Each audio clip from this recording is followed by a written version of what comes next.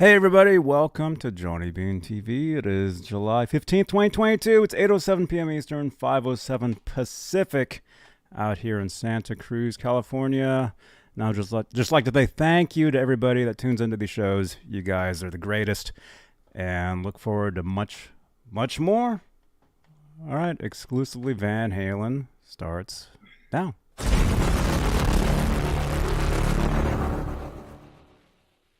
Hey, this is Michael Anthony right here, and you are watching exclusively Van Halen on the Johnny Beane TV.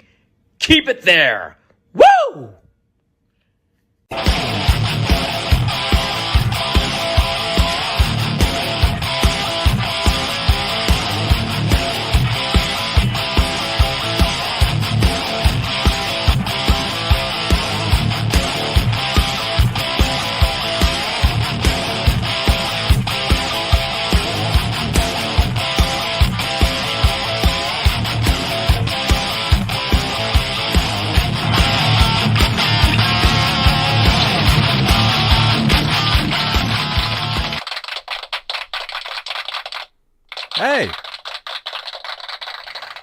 Hey man. What is going on? Welcome, hey everybody, exclusively Van Halen. Welcome, Michael Christopher, to the show. Back to the show. Great to be back. Yeah. I was only here 10 months ago when the book first came out. That's unbelievable. That's 10 months? 10 months. That's wild. Look at that. Yeah. Look at that. Amazing book. Amazing. And we're gonna catch up with Michael Christopher. We're gonna talk again about the book and the update that is out there, and all things Van Halen you guys want to talk about in the chat. Feel free to leave some questions and comments. But first, let's say hello. Let's see how this works. Let's see if I do this and then do that. There we go. The top tier of channel members are the executive producers, and they are Stephen Franklin, Michael Smith, Music Therapy Laz, False Flag, Vinyl Freak 5150, Majestic PB and J Cat, Fabulous Disaster, Sherman Callahan, Thomas Santiago, John Moronic, R. Habs, Michael B., David Allen Wright, Paul Martin Woods, and Warlag. That's the top tier of channel members here on Johnny Beane TV. If you'd like to become a channel member, click that join button right below the 12 thumbs ups. Thank you so much. And let's see. We got like new technology going on tonight, so it's very awesome. Thank you. Channel members. And hey, if you'd like to help support the channel, support these shows, any super chats will change the color of the lights in the guitar moire, which is right behind me, right there. It should be right about here. See, this is where I talk. There we go. Oh, it's on loop. There we go. Okay. All right. So there we go. Okay, channel members. Where are we? Okay, there we go. I'm just going to show the old card. It's just easier. Although that was cooler. I like that. That was way cool. Let's show that again. There we go. Super chat. Support the show. It's not free doing this stuff. I wish it was, but it's not. But any super chats will change the color of my lights in the guitar moire, as a lot of you guys know, which is about there we go. That was nice. So we got guitars. If you'd like to help support the channel, support these shows, you can change the color of the lights. You can become a channel member. And let's say if you're watching on Facebook, Johnny Beane TV Facebook page, you can actually help with Facebook stars, which I guess we don't have the video for that yet. There we go. Michael, this is my first show ever. I can tell, yeah, this is good. I'm glad to help you out. If you need any assistance, just thank you, man. I've never done this before. It's only been 7 years. And you mentioned when people can turn on when they can mess with the lights. Can they do that live? The lights are behind you? Yeah. Yeah. That's pretty cool. Live. Totally. Let's see that again, because that is a real... I like that. Look at that. Yeah. That's awesome. Yeah. So hey, if you'd like to help support the channel, support these shows, because again, it's not free doing this stuff. It used to be, and the quality of these shows used to be awful. As you can tell now, it's much better. I mean, feel like I'm on some show that's got 100 people behind the scenes running it. It's unbelievable. Yeah, this is great. Yeah, it's this. A lot of very small people inside of that mouse controller. Yeah, there we go. If you guys always wonder how I run the show, this is how I do it, right there. So anyway, there you guys know the introductions. But anyway, speaking of introductions, Michael Christopher, again, awesome to have you back. And your book, which is on the card right about there, dude. So what's the big news? Well, the big news is now we've got the audio book of Van Halen, the Eruption, and the Aftershock. And what's even bigger news, well, it could be bad news according to what your preferences are. I actually do the audiobook.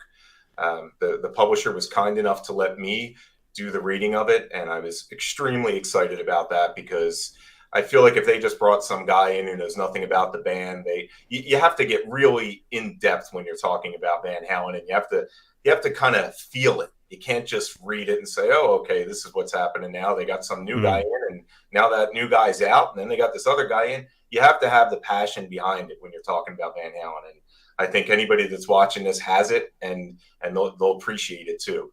Whether they like it, that's another thing. But yeah, it's a good thing that having the audiobook out there. Oh, dude, I'm excited. I'm excited for one thing, because one of the reasons is because I drive a lot. Yeah. On Mondays, I literally drive 2 hours each way and back, or whatever, and then hours on top of that. So any kind of audiobook to this is amazing. And it's amazing how many people get their reading done that way, just driving in the car. Some people they listen to their audiobooks at the gym, they listen to it while they're running. It's wild. Yeah, I kind of threw myself into the audiobook world and got a crash course in it, and it's amazing how popular it is. But especially when you're sitting in traffic in the mornings, you have nothing else going on, you don't want to listen to the news because that's usually all bad. Pop something else in that you can enjoy, and you can listen to my voice during your morning commute. There you go. That sounds good to me. Yeah. Oh, that's great. That's great. Hey, really quickly here, let's say hello. We have some people watching this. We got Sharon Wilddollar over on Facebook. Look at that, giving us gold medals. We got Mega Todd 707. Oh yeah, there you go. Audio free, hands free. There you go. Yeah, hands free. There you go. Leonard Rodriguez is here. Let's see. Rock Daddy. Good to see you, man. Robot Master Switch is here. Janice Lala, Stephen Franklin, Facebook user, Guitar Man 45, Thomas Santiago, Cemetery, and let's see, and me. Thank you. Awesome. Oh, and Alan. You have to know Alan Garber, right? Of course, yeah. You know him? I do know Alan. There he is. He's watching. He's watching, and I'm sure he's I'm sure he's read the book 20 times already, but I'm sure he's very excited about the audiobook as well. Good deal. Yeah. Yeah, I think that people that have, even if you've read the book, you're going to like the audiobook because it's just, you feel more of the excitement that I felt writing the book come out in the audiobook. It's pretty wild. Mm-hmm. Doing all the voices of everybody. Yeah, it's... Oh, really? You've got a lot of quotes in there. That's the thing. So going into it, I thought, do I just read it in a monotone, the whole book, or do I, and Eddie said, or do I try and not mimic, but mimic the way these people talk, the way that Noel Monk talks, the way that Eddie Van Halen talks. And it was, for better or worse, I was able to do it. Oh wow. Yeah. Oh, this is exciting. So it's like theater. It kind of was, yeah. I mean, there were parts where I'd be talking like Dave, and afterwards I'd be like, boy, I really got to get some honey in my throat. This was a little rough sitting there trying to do a little Dave, pass me the father, Oh, But, oh my gosh, yeah. yeah, Oh man. it's pretty wild. And it was, I've got to say, it was quite the experience just sitting there reading your own words, and then you kind of pick up on your tone of what you wrote, which thankfully wasn't, I didn't get any shock going, oh my God, this sucks. But it was weird with, you think that since you wrote it, you're going to know, you're just going to breeze through it. I'm like, oh, I'll be done this book in a day or two. Right. A month and a half later, I'm still on, chapter 12.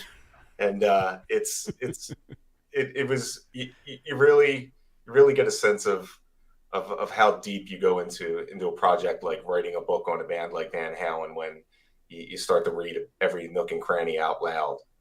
Mm-hmm. It's cool.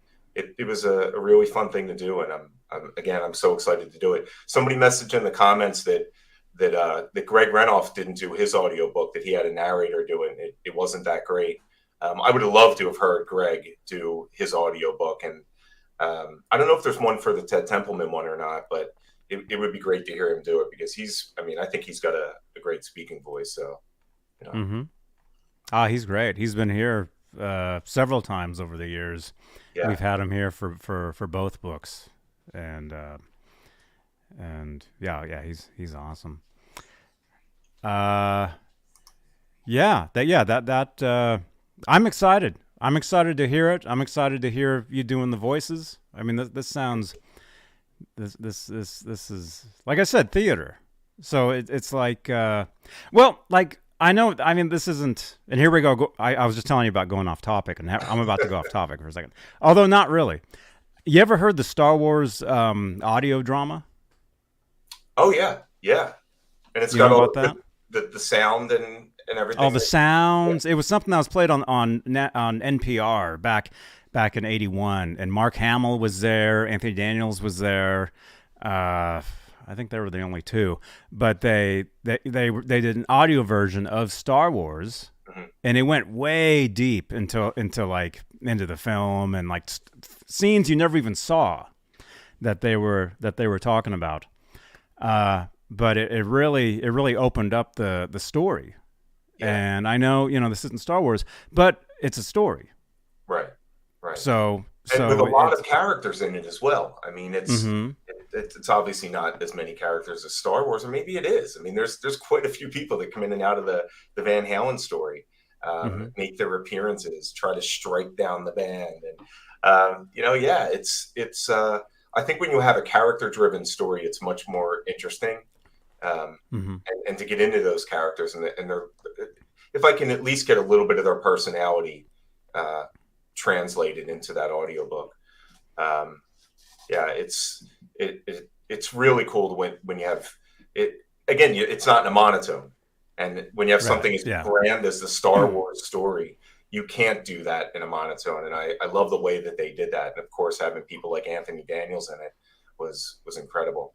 I wasn't able to get Dave to read his parts, so I had to improvise the best I could. Wow. But yeah, it was fun nonetheless. And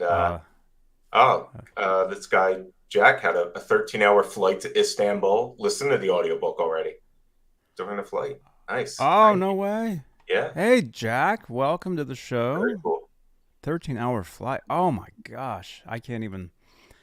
I hate flying 45 minutes to LA. I can't even imagine flying 13 hours. But well, that's cool. Yeah, you run out of things to do on a flight that long. So you sleep, you eat, you listen to Van Halen. The voice for Megatod. Did I do the voice for Valerie? I kind of did a little bit. Yeah. And I did one for Sass Jordan, who was if you know the story behind her, Sash Jordan was kind of talking about maybe not being in the band when the whole before Gary came in, and that's when I remember hitting a brick wall doing the audiobook. Like, we've got female voices now. This is going to be. So I don't really think I did a female voice. I just think I lightened my timbre a little bit. Yeah, that was weird. I thought Tony Iommi was going to be my hardest one to do, and then all of a sudden I've got Valerie, I've got Sash Jordan. I'm like, oh God, how am I going to do this? What have I got myself into? Wow. So how long did it take you to record it? Let's see. I started it early last summer, in June, and then of course, because it's life and it happens, I got really sick in the beginning of July. Completely lost my voice for almost 2 weeks, so had to basically put the project on standstill. But I finished it up in late August, early September. So I'd say it took about 3 months total. If I take out that 2 weeks, maybe it took about 10 weeks total. But it's pretty intensive when you do something like that. You come in one day, you might be feeling real hyped up. You're good to go. Another day, you're feeling lethargic. But you have to have that same level the whole through. You can't be 2 up one chapter, 2 down the next. It's like it's probably like recording tracks like for a record too, because it has to be consistent. Right. Yeah, you can tell if you recorded something and one day you're all nasally, another day you're not. It was a lot of tea, a lot of hydration, a lot of green apples. I read from some other guys that have done audiobooks that green apples are apparently really good for the crispness of your voice, not just the crispness of the apple. But yeah, it's a lot like doing tracks, I'm sure. Yeah. And so where did you record it there? Yeah, I had a makeshift studio near where I live. It was just a friend of mine's place that I was able to kind of go in after hours and just sneak in at night, had the key and would just basically do overnights there, and then be out by dawn, and that was it. But yeah. Wow. So that's another thing is you start to hear every little thing in the room, and depending on the microphones. And I had a professional microphone for just a radio show I used to do in the past. I don't know what type you used, but I was using a Rode. It was wild. It was cool to be in there and getting it all done with all the professional mic work and all that stuff. So it's good. That's cool. Yeah. This is a Shure. I think it's called an SMB or something. Yeah. What mic is this? Something like. Or actually, who's in the chat? Somebody in the chat knows because they told me before what it was. I think it's called an SMB something or other, but yeah, it's a podcast mic. Shorts are amazing. Oh yeah. I used this thing. This was my mic for literally for 7 years of doing. You guys, I was joking. This isn't my first show, although at the beginning seemed like it. No, I've been doing these shows for 7 years, and this is the mic I used for most of that time. Oh, just wow. a Beta SM58 Beta Green 58A or whatever, and then I'm like, oh, I gotta get more professional, gotta get something better, But speaking of podcast mics, this is a podcast as well, so you guys can listen to this on Spotify, Stitcher, iHeart, iTunes, wherever, everywhere. SM7B. Thank you, Symmetry. Thank you. I knew somebody knew. Thank you, Laz. Thank you. Good deal. Yeah. Yeah. So let's see. So let's say So you go in. You're recording the tracks, and like we're saying, you got to stay consistent. So do you when you go in the next night, do you listen back to what you did the previous day and try to pick up where you left off? Yeah. In fact, the pattern I got into was I would record one night, maybe try and knock out 2 chapters if I was feeling really ambitious, and then do the editing the next night. I would go in, and then when I would do the editing, you're hearing everything he did the night before, so it acclimates me to what I was doing previously. And if I had taken a couple days off, you really want to know what you sounded like. And editing itself was just a nightmare. I mean, you're just going in there. Because so many times you're reading, and then the middle of the sentence you screw up. You don't stop and start over again. You just have to say, all right, I screwed that one up, and just keep moving on. So it's a lot of just cutting out all the dead weight. But once you hear that, you know what your voice has to be that particular night. And you're doing the editing yourself too? Oh yeah, I wanted to do the editing myself as well. Yeah. Oh man, Yeah. so that just doubles the work. Well, that's what took so long. I mean, the editing is where it is. I mean, it's even when I do writing, it's the editing that takes the most up. I mean, that's mainly what I do is in my life is write, and I find myself editing more than I write. But yeah, doing the editing was hard because audio editing can be quite a beast.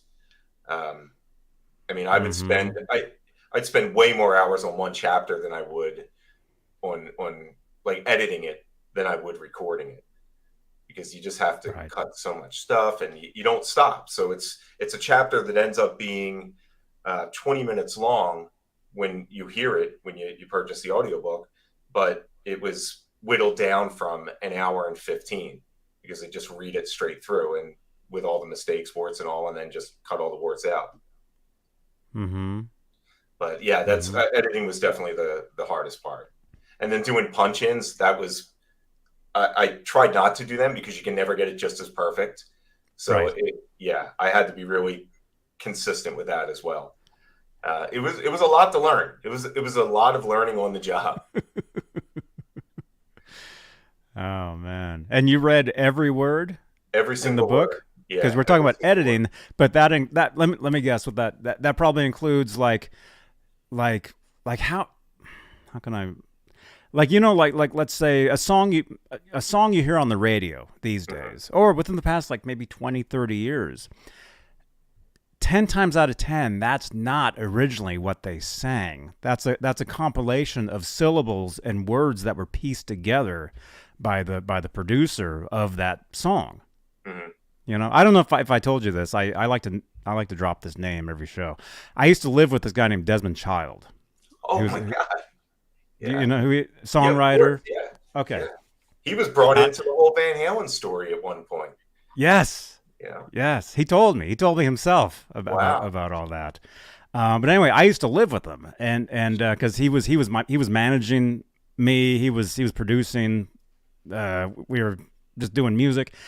And I would watch him work. I mean, he didn't physically, he wasn't physically at the board, but during takes, he'd be back, sitting, like, let's say on the couch in the studio, and he'd be listening back to the tracks, or let's say the vocals of the songs, and he would say, okay, I want, let's say the word is Johnny Beane, that's the word or whatever. He's like, I want the jaw from that take, the knee from this take, and it was totally placed together.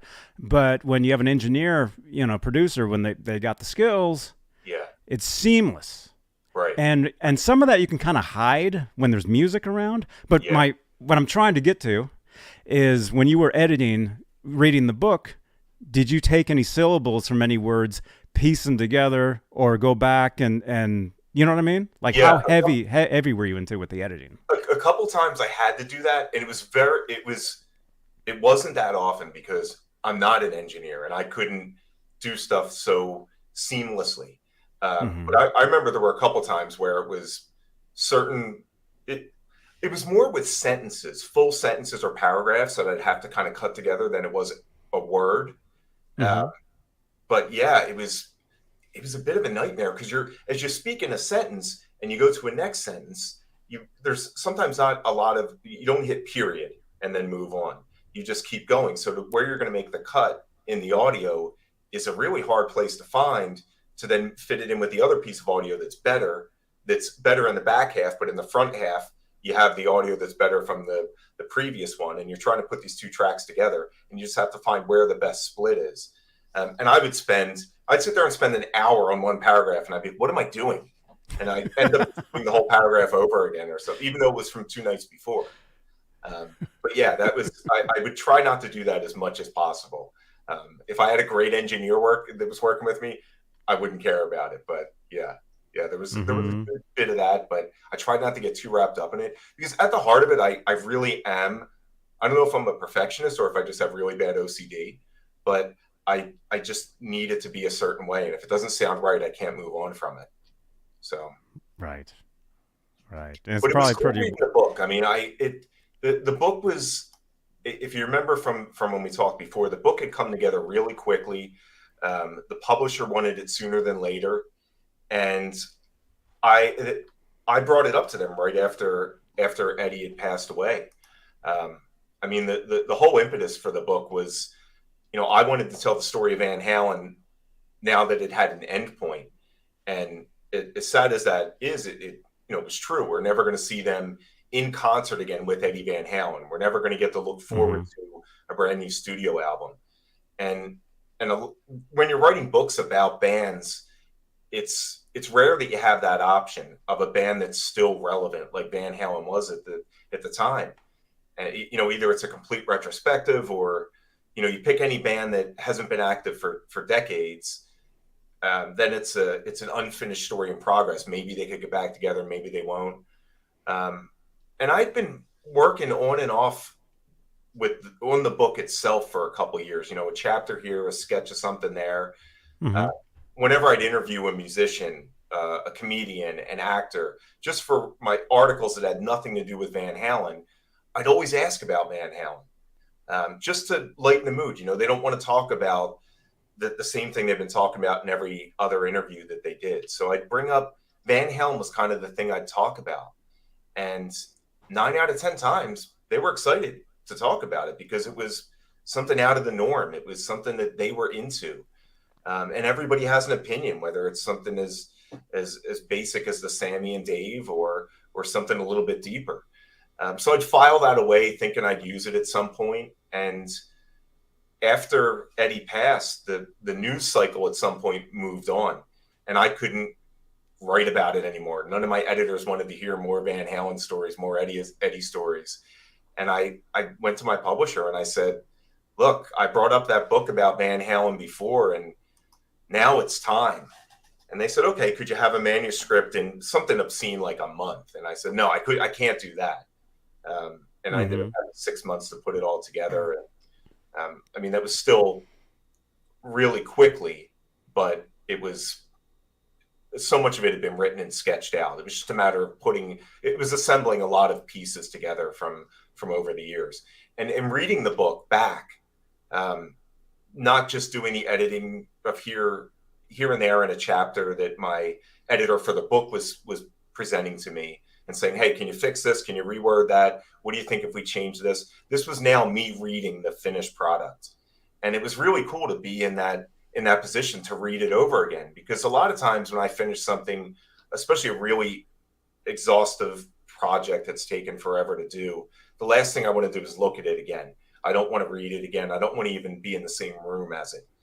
But with the Van Halen book, I'm like, all right, how's this going to sound if I transition it into an audiobook? I hope it reads well, and is a lot going to have to be changed when I go into the audiobook. And some things did have to change slightly just to make them more conversational as you're speaking them, and it doesn't sound as maybe wooden, which I don't think my writing is. I mean, I'm not going to be immodest, but my writing I don't think is wooden to begin with. But there were some things where it just sounds better when you're making it a little bit more conversational. But yeah, it was really interesting to go back and read the book from front to back after it had already been published, and put it into this audiobook format. It was pretty cool. And then let's say, so after you finished with the recording and the editing and got it to where you were happy with it, did you listen to it a few times, like go for a ride and listen to it in the car? I did, yeah, because I wanted to see how each chapter sounded, and I tried to get that was near the end. I was like, you know what, I'm going to want to listen to all this over and listen to it not piecemeal, but almost in one full stretch, because we talked before about having that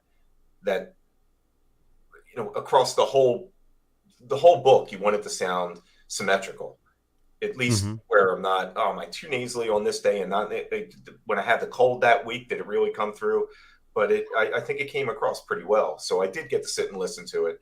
I thought it was mortifying reading my own words after the book had been published, but to listen to yourself drone on about Van Halen for 8 hours, you get really self-conscious about that. So, I mean, everybody tends to hate the sound of their own voice when they hear it played back. I mean, try hearing it played back after, for 8 hours and doing all these crazy characters. And I just laugh at it now. I mean, I can't hate it too much. And if people are going to hate it, then that's great. If they're going to love it, that's even better. But it was fun to do. It was fun to do and fun to listen to. At a certain point, I had to just start laughing at myself. Like, am I really doing Valerie Bertinelli's voice right now? Yeah, I guess I am. Yeah. Oh, that's great. And yeah, I think they're gonna dig it. I think it's gonna be. If people aren't, I know that there's so many new listeners on and viewers on exclusively Van Halen. I mean, if you're wondering about the book itself, and I encourage you to pick up the book, what I think makes it different about the other, so many books came out around the year anniversary of Eddie's passing, and it seemed like most of them, if not all of them, were about Eddie. And I have every single one of them because I'm obviously a massive Van Halen fan, and I love all those books. They all have something really exciting to dig into. But the difference with this book is it's not about Eddie. It's not about any one period. It's not about the Dave era, the Sammy era. It's the story of Van Halen, the band. And it crystallizes both primary eras of the group. I mean, right off the bat, it lets you know that it's going to be all encompassing. But if you want to get into the intricacies of the equipment and find out all about the Eddie Van Halen gear, the EVH gear, Brad Talinsky and Chris's book, that's an excellent resource for that. But this is the story of Van Halen, the band. It's not just a story, but it's a celebration too. From those who toured with them, were influenced by them, and are going to be fans for life. I mean, some of the people I got to talk to, like Matt Sorum, who used to be in the Cult and Guns N' Roses. He was the drummer for them.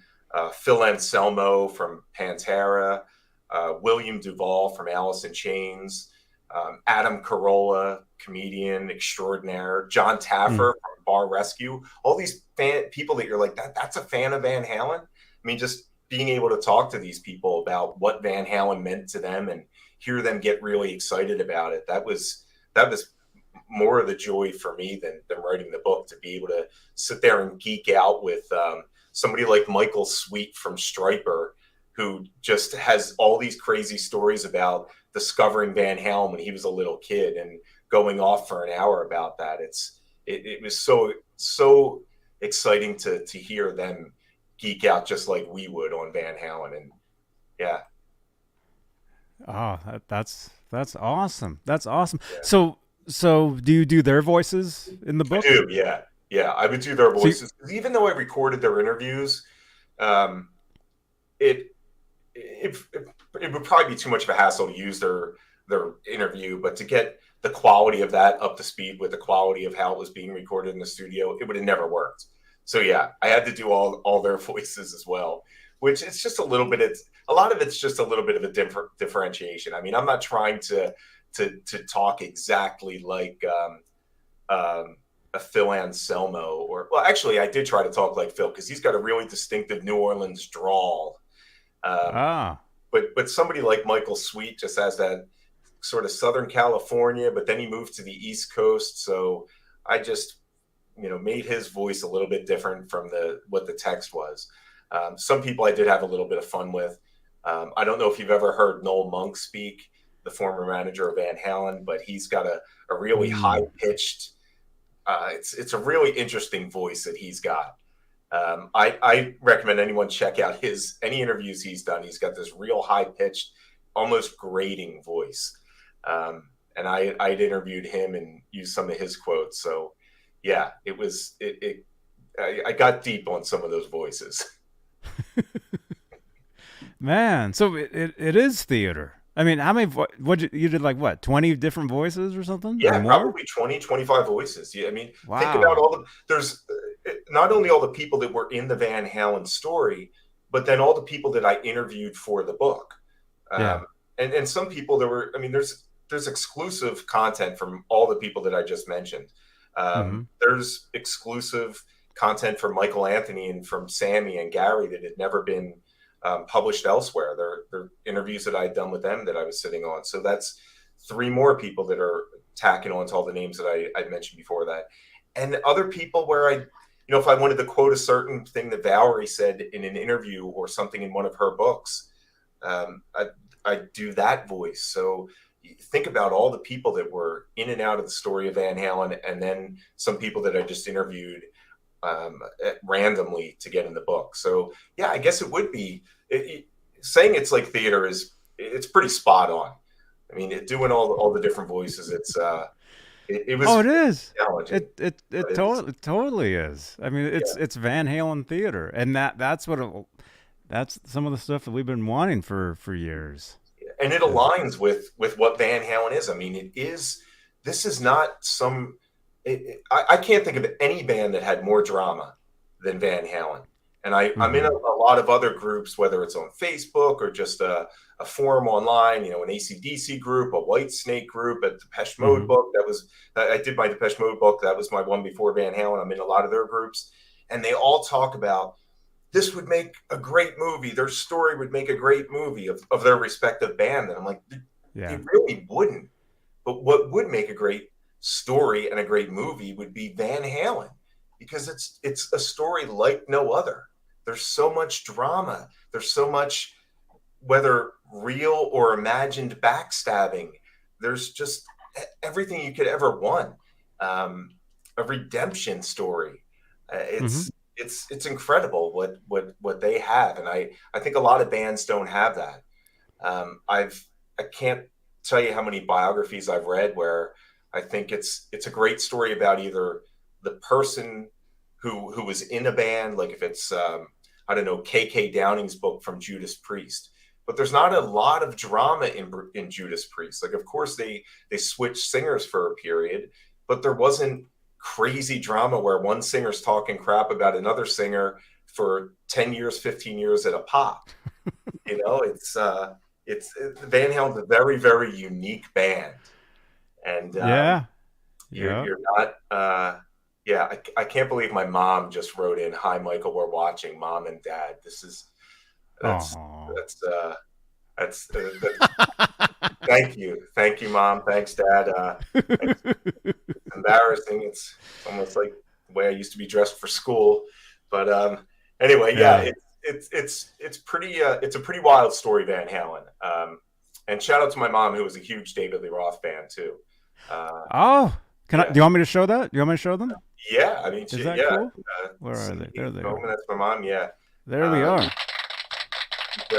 Welcome. Yeah.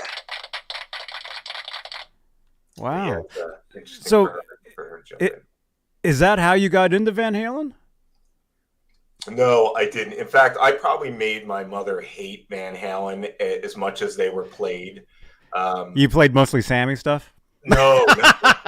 No, I think she's pretty burnt out on David Lee Roth. I think because it's not just playing Van Halen, it's then talking about Van Halen.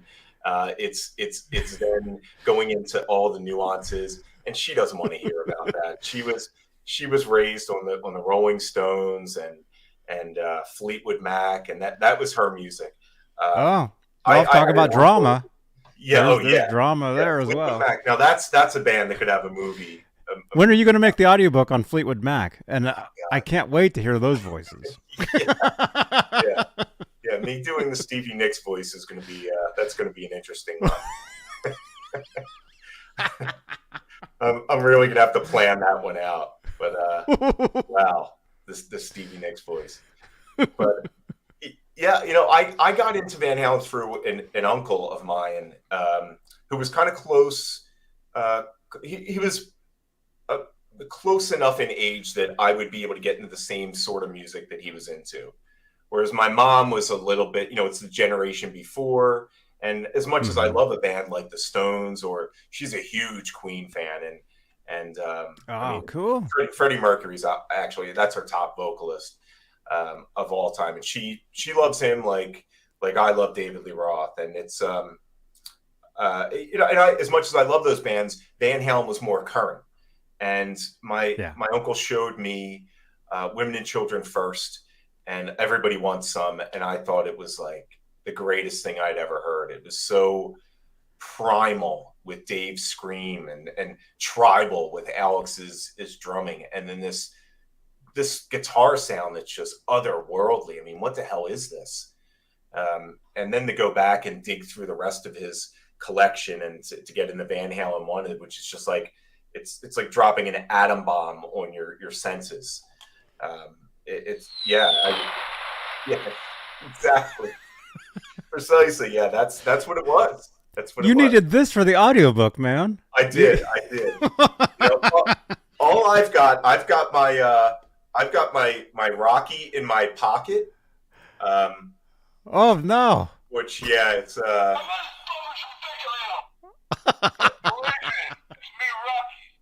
yeah. So, does that make an appearance? That doesn't make an appearance in the book, and I tried to sneak it in, but I couldn't find anywhere. You're like, when did Van Halen go see Rocky?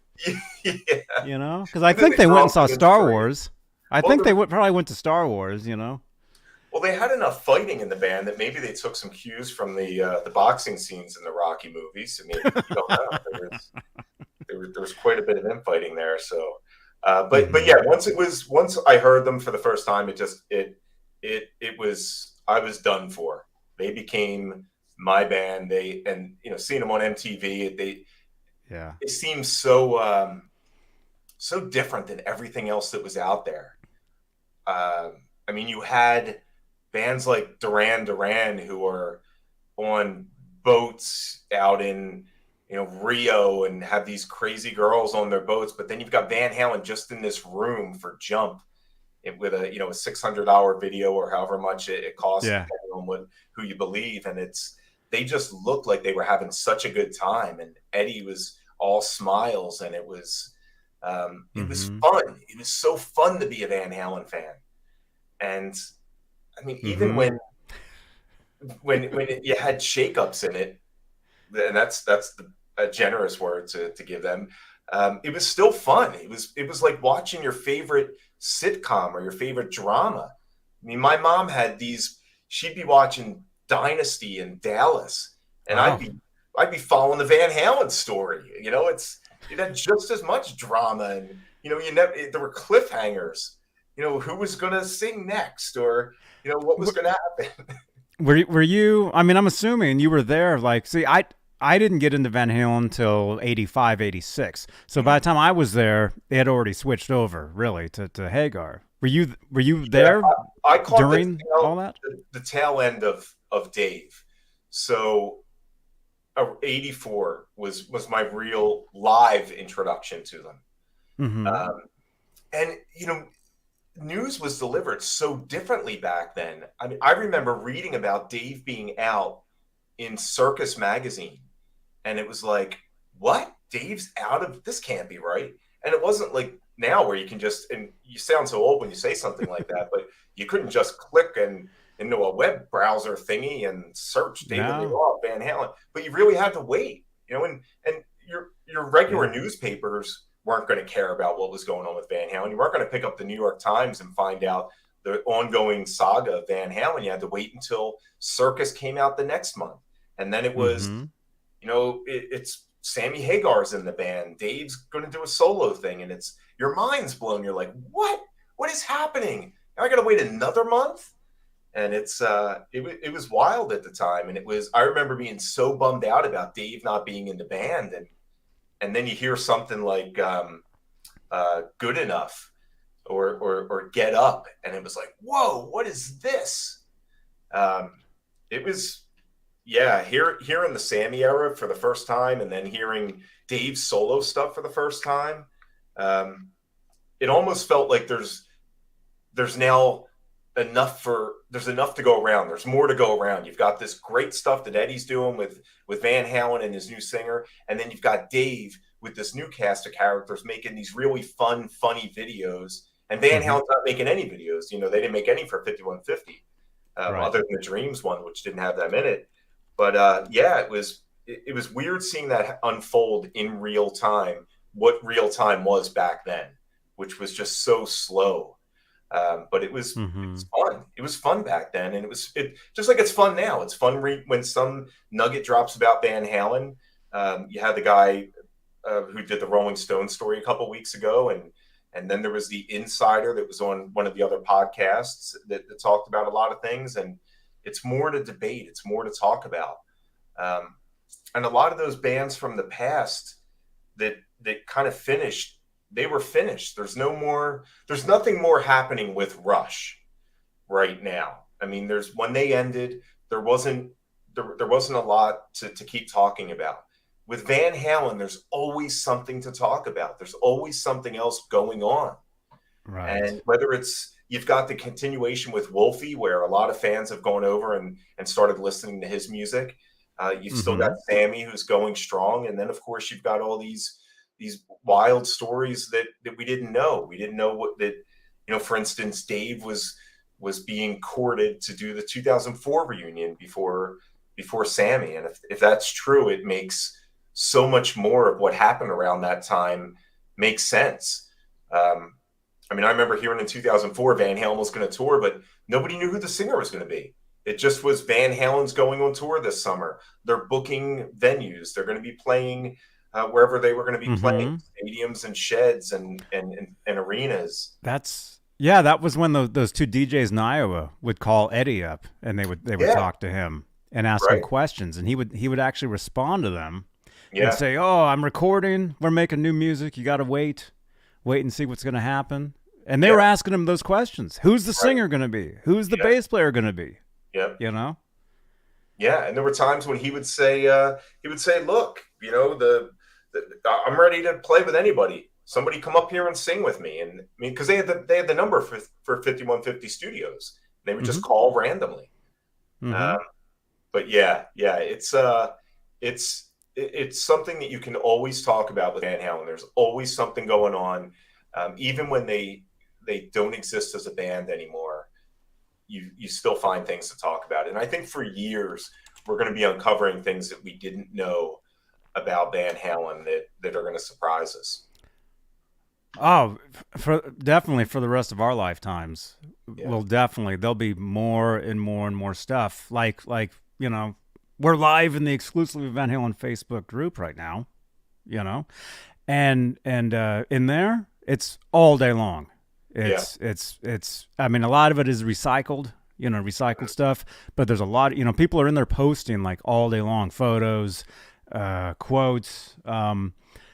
So and one of the things I love about that group, one of the greatest things about that exclusively Van Halen group is there's people posting pictures on there that I've never seen before, and that most people haven't seen. A lot of people that join that group are posting from their personal collections. And these aren't just photos taken from some crappy camera in the 80th row. I mean, these are some really good pictures of the band or just candid shots. And it's some incredible things that you stumble across in that group that, I mean, I can fall down the rabbit hole in that band or in that group about the band for hours. There's so much that you'll discover. And another thing with Van Halen is I don't think we've scratched the surface on the audio material that's going to be coming out in future years. They weren't a band that put out a lot of greatest hits. They didn't put out a lot of live records. They didn't put out box sets or unreleased tracks. And they slowly started putting out some of the stuff from the Dave catalog with the remasters of the original 6-pack. And then later this year, we're going to have the 2 LP vinyl box sets that are, I think they come out, the first album comes out in the fourth quarter of this year, and they're mastered at 45 RPM, and they're also coming out in the SACD format. That's going to be incredible to hear it in those formats. Right, right. I think. Well, what's the one? There is a box set that did come out already. Yeah, the box. I think it actually came out this month, It's which like at is Walmart because people are yeah, contacting me because I've got people all over the world, that watch the stuff, and I get messages all the time, and I love it. Thank you guys are the best. yeah, Um, but they're telling me, oh, this is available now at Walmart. Can you go pick me up one? And I'll right. pay it back and ship it out or what. Like people like don't have access to them, so Yeah, there is like a box set that is available now yeah. I think that I'm hearing. it came out. I would even venture to say it may have come out this week or last week, but it's basically a repackaging of the 180 gram vinyl remasters of the 6 pack. They put Hmm. them all into a box, and they all come with a backstage pass replica from Yeah. that era. Yes. So every single record comes with a pass, and then it's in this black slipcase that has the VH logo. I think it's in silver across it, and it's the old school VH logo, obviously. Hmm. But you can also buy all those records separately. And I do see people complaining about it, saying, "Well, it's nothing new." And if you picked up the vinyl, like I already have all the Van Halen 180 gram vinyl, but I would love to Hmm. have those backstage pass replicas. Then you have to just go buy them all again or buy the box set. And maybe they're testing the waters now with seeing how much the interest is out there if they put something out. I know they'll never get to the level of Kiss where they put out anything that they've recorded or any merchandising that they can. A Uh, box set of a box set of a box set yeah, of a box yeah. set of a box set. The new edition of the box set that came out last year. Yes, the F- yeah, exactly. Here's the audiobook of that box set. Yeah, Gene the Simmons is box set of reading the audio the book. lyrics to this album.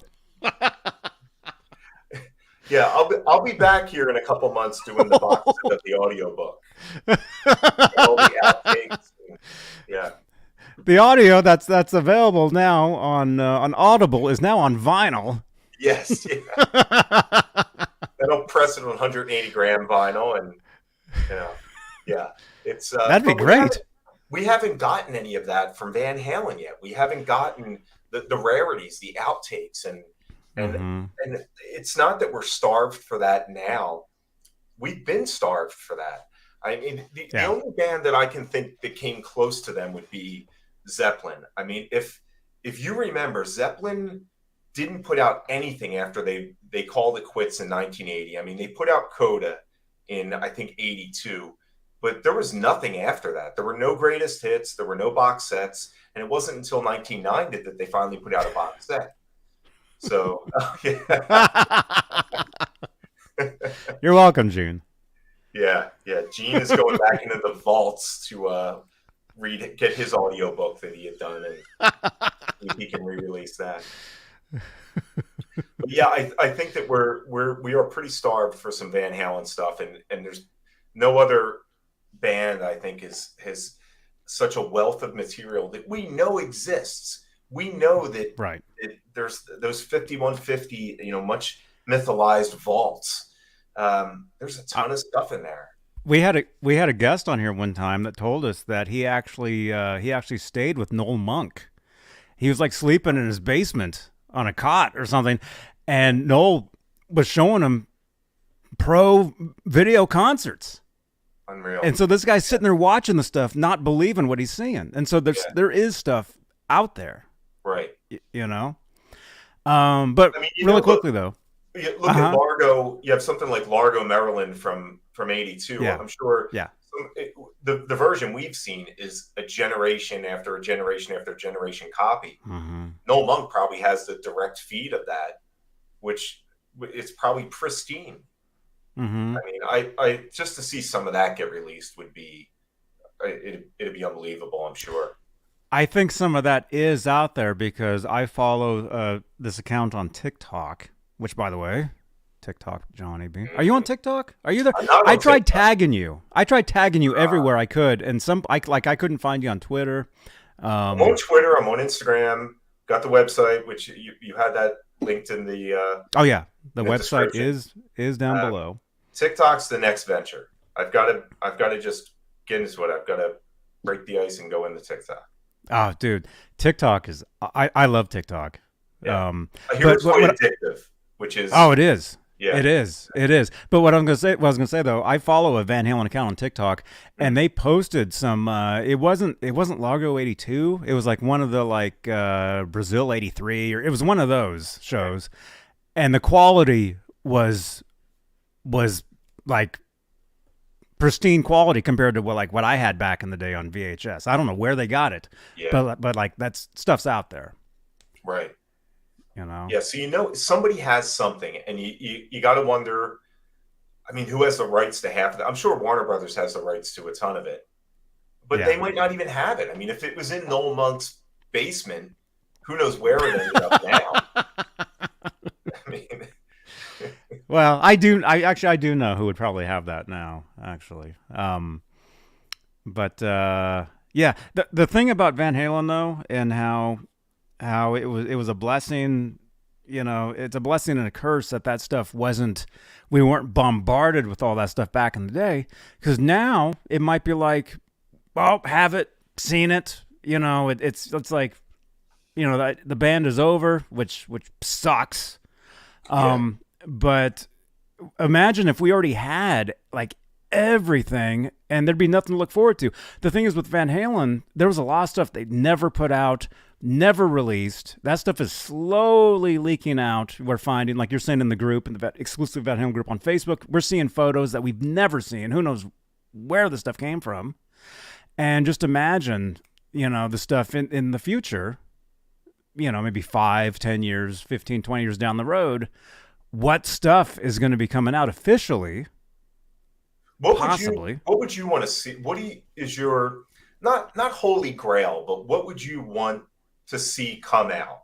Like, what would you want to have? There's people out there that are dying for just the Sammy material to be remastered.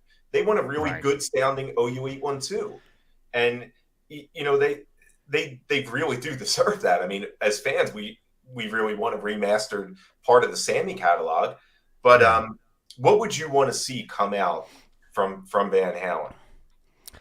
I would love to see, because it's probably this stuff was documented somehow. I would love to see some in studio like footage, let's say, of them recording OU812. Like see actual video of Edward actually playing the guitar solo to When It's Love that we hear on tape. Mm-hmm. To see him playing, just stuff like that. I mean, anything from inside 5150 is always just a mega treat. It's just, I mean, that's like just gold, to us nerds. Right. Any of that behind the scenes stuff is gold, whether it's, in the studio, seeing how something was put together. Yeah, I would love to see something like that. Mm-hmm. Because I mean, there's been lots of like news. We see news footage. Interviews. There was that Chris Connolly MTV thing from '98. Where he went to 5150 inside there. More stuff like that. Yeah. Stuff that maybe we missed back in the day, or stuff that they, after they did it, they said, nah, don't release that, but maybe they kept. Yeah. Stuff like that. It's, I mean, I'd love seeing concerts. Seeing a pro Fair Warning would be amazing. Yeah. But mainly like the more like the backstage, the more personal in studio type of stuff. And as far as music, I've said this, I say this every day. I say this in my sleep. I'm a huge fan of Edward's piano playing.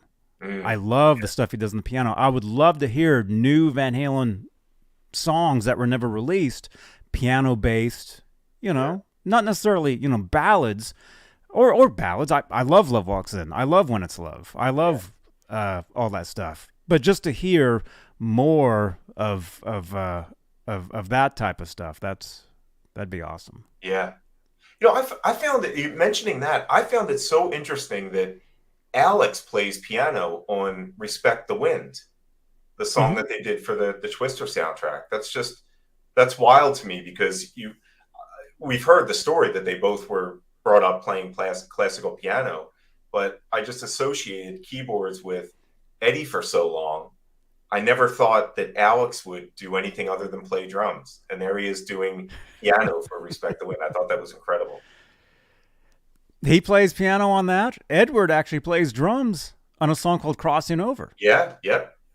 Yeah, he's on that. He's on well, he's on what, the one, because in one side you have the original version of it, and then like the one with the scratch vocals that Eddie did, and then the other one is with Sammy and his vocals.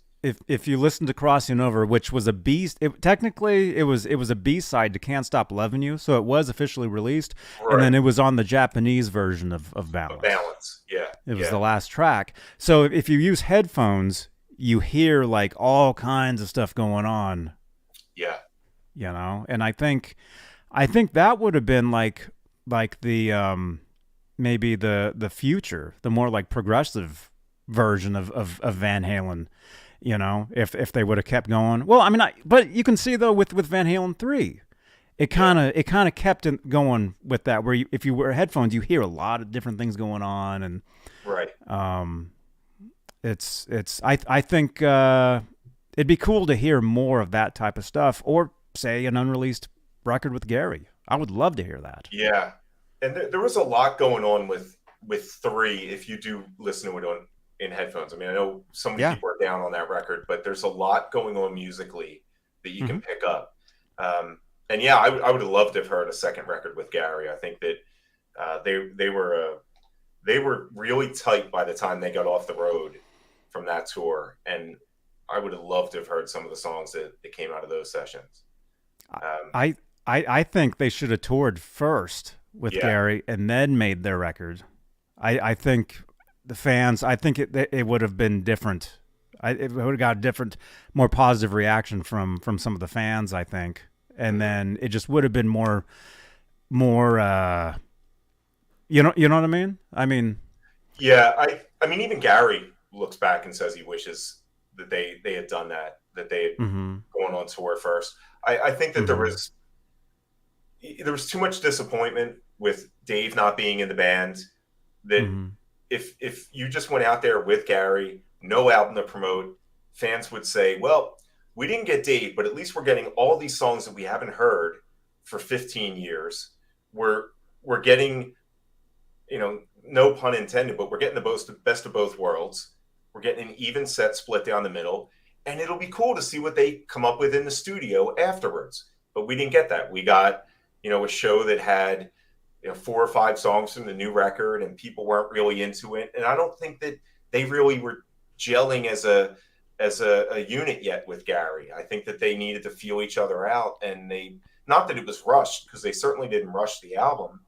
But I do think they should have gone on tour first, show people how good Gary could be as a front man. But there was so much that happened around that time with Sammy going out, Dave coming in, Gary coming in, and it just really left a lot of people with a bad taste in their mouth and disappointed. And they weren't going to accept anybody that wasn't named Roth or Hagar in the band. Right. Yeah. And that's like we were talking about earlier about the Van Halen drama. And I mean, it might be a weird thing to say, but that's one of the things that's going to keep the band, I mean, alive for generations to come, is the drama. Yeah. The Roth versus Hagar, Edward being the greatest guitar player ever. Right. I mean, in most of our opinions, I mean, just the greatest. There's nobody else like him. Everything he did, I mean, in my opinion, everything he did was amazing. And I mean, he could pick up the guitar, play one note, and it's like gold compared to somebody else shredding a million notes that don't mean anything. Right. You know? And there's some people that are down on Eddie are really down on that era of the shredding guitarist, which wasn't what Eddie was about. No. I mean, a lot of those guitarists from that era cherry-picked one aspect of Eddie's playing and ran with it in the wrong direction. Yeah. I mean, his songs the Van Halen songs were never about shredding. I mean, he gets in and out with his solos, and no pun intended on that. But some of the best songs or the best solos they're just 10, 12 seconds long.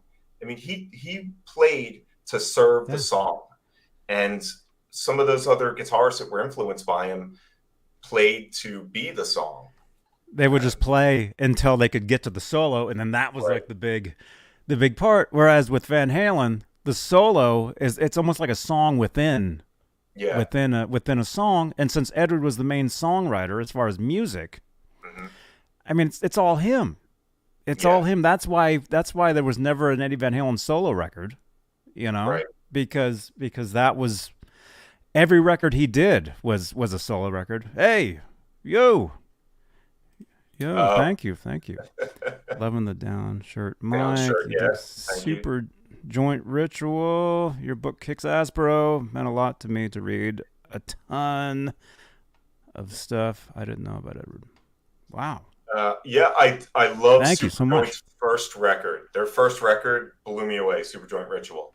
And yeah, it looks they're done as a band, but I do really dig their stuff. Yeah, pretty much anything that Phil Anselmo's done, I've dug into here and there, and love most of it. And I know we talked about staying on topic, but what do you think about the whole Phil? He's from Pantera, correct? Yeah. What do you think about what's going on with that now? That's a really, really rough situation, because I mean, you're not just talking about a band that doesn't have two core members anymore that have both passed away. You have two guys that passed away that were core members of the band that were on extremely bad terms with Phil Anselmo when they passed.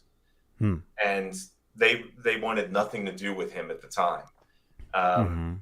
And it's tragic the way that it happened. The whole story is tragic, with the way that Dimebag died is tragic.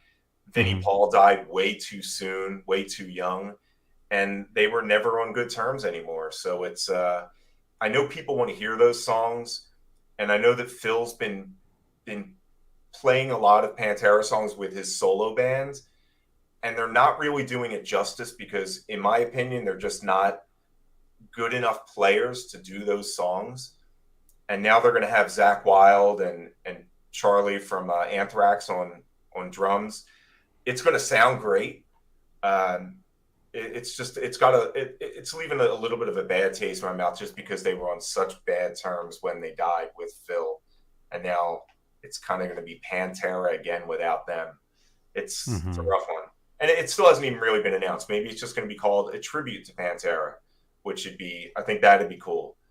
Same with the Van Halen rumored tribute. I hope that's going to be called. I think it will be a tribute to Van Halen. No one's going to, in their right mind, Alex or Dave would want to call it Van Halen without Eddie. So, right? No, there is no. Same with Pantera. There is no Van Halen without Edward. There's no Pantera without Dime. Yeah. Although I look at the history, and stranger things have happened with bands that weren't as big. Like I don't know how you can tour as Thin Lizzy without Phil Lynott in the band. And I mean, that's the guy who was the band. How can you go out there and do Thin Lizzy and do Thin Lizzy songs without under that name and not? I mean, I really thought that Leonard Skinner had gotten it right when they did Tribute, and it was a tribute tour that they did. I guess it was in the late '80s, and then they just started calling it Leonard Skinner again, and it was. You can't do that. You just have to make it clear that it's a tribute. And I think that if a band like Van Halen went out and tried to do Van Halen, there'd be a ton of blowback. You couldn't do it. I don't think. No. I mean, if you think the fans get upset about changing singers, oh yeah, nah, forget it. And I mean, generations down the road. I mean, like say for me, I'm not the biggest Skynyrd fan ever. I mean, I know, the songs I hear on the radio, but if you were saying Skynyrd came to town, they're playing the State Fair down the street. If I went, I couldn't tell you who was original or who wasn't. I could, maybe if there's some younger people on stage, I'm like, well, obviously that's not the original thing. But that really, really old guy back there on drums, maybe he's the original dude. Yeah. But, but then again, it's a different type of band too. I mean, and you are generations removed from it. And what? Yeah. I mean, and I don't even think it's as bad. Well, it is, but Leonard Skinner went by a tribute to Leonard Skinner, or it was tribute tour, they called it. And then when they put out an album of new material, they called it Leonard Skinner 1991. That was the name of the band, and that was the name of the album. And it was just called Leonard Skinner 1991. But the fans just started calling it Leonard Skinner, Leonard Skinner. Press was calling it Leonard Skinner. And if that happened with Van Halen, they started putting out new music. I could never imagine Van Halen putting out new music with some other guitarist. Like it would never fly. It couldn't work. No, I mean, Van Halen was Edward Van Halen. Yeah. I mean, it's in his name. He wrote all the music. That guitar is front and center. Right. And hey, Spraynard, I don't know why you're commenting.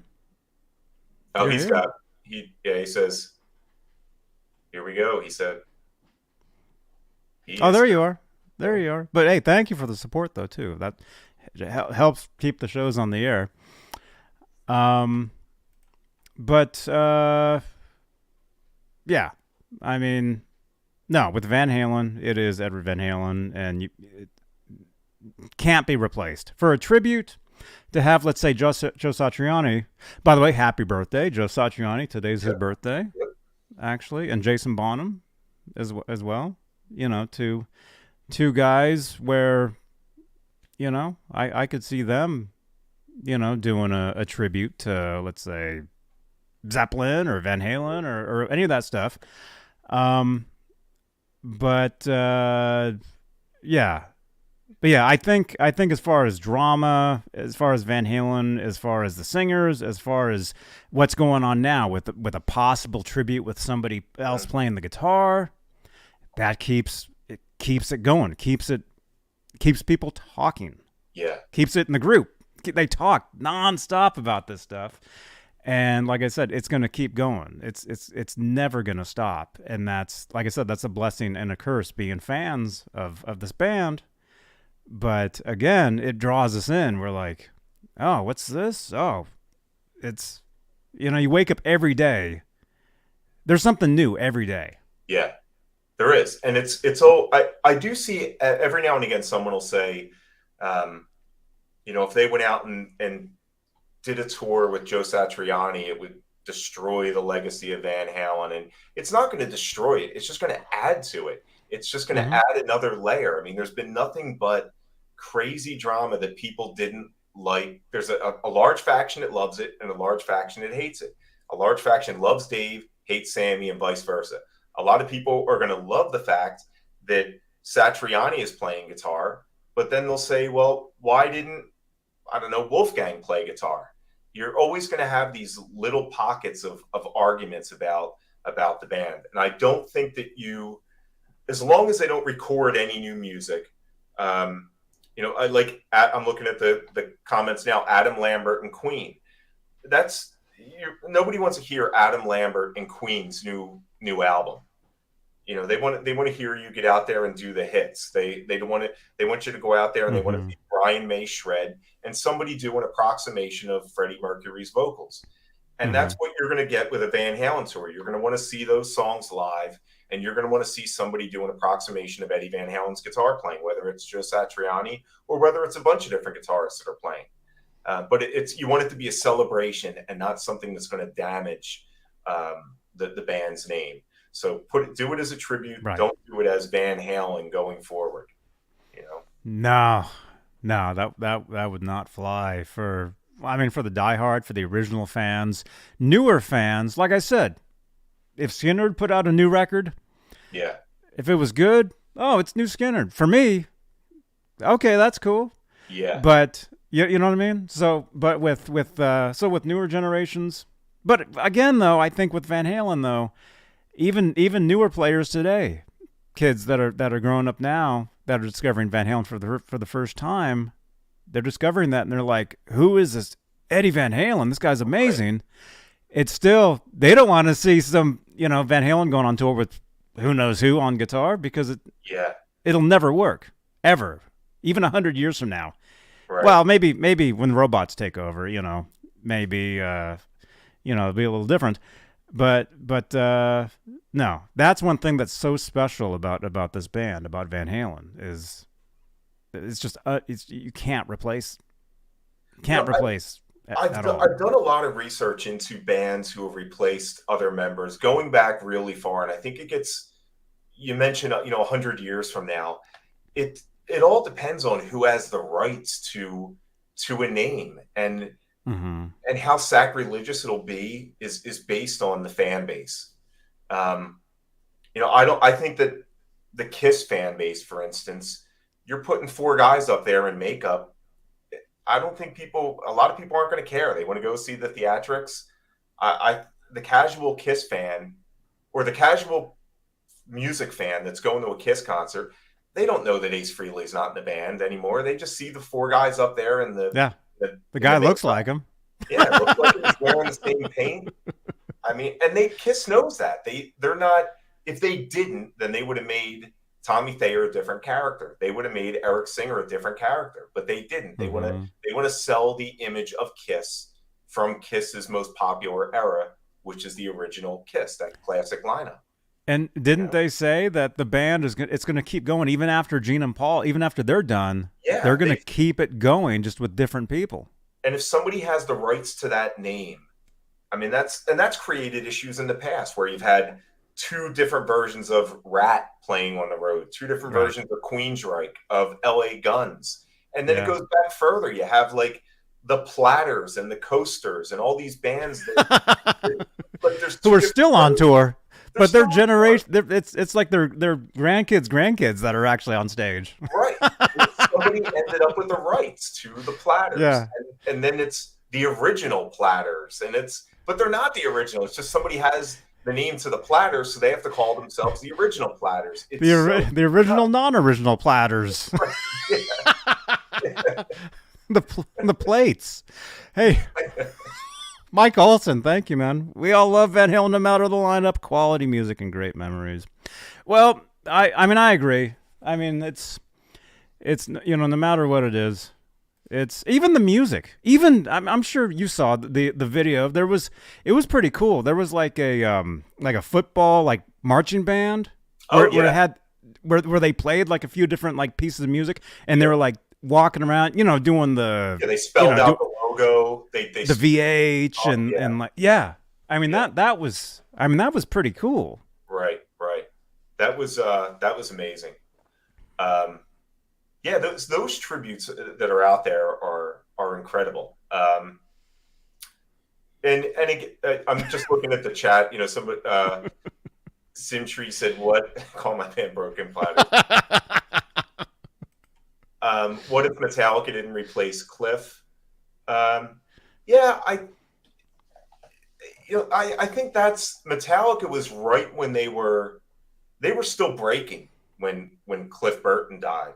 I mean, I think that they didn't have a legacy at the time that they then created with the Black Album and Justice, and that's when they really had solidified their legacy. But when Cliff died, as tragic as it was, they were still an underground band for all intents and purposes. I mean, they were opening up for some pretty big names, but they were still a small band, and they could make that change. People weren't as tied to a Cliff Burton as they're tied to an Eddie Van Halen, a band that's had somebody around in the entire era of the band. That was the guy. Eddie Van Halen was the composer of all the music. He was the one that was the most well-known person from that band. I mean, you've got the guitar behind you. It's the red, white, and black. I mean, that's Eddie Van Halen.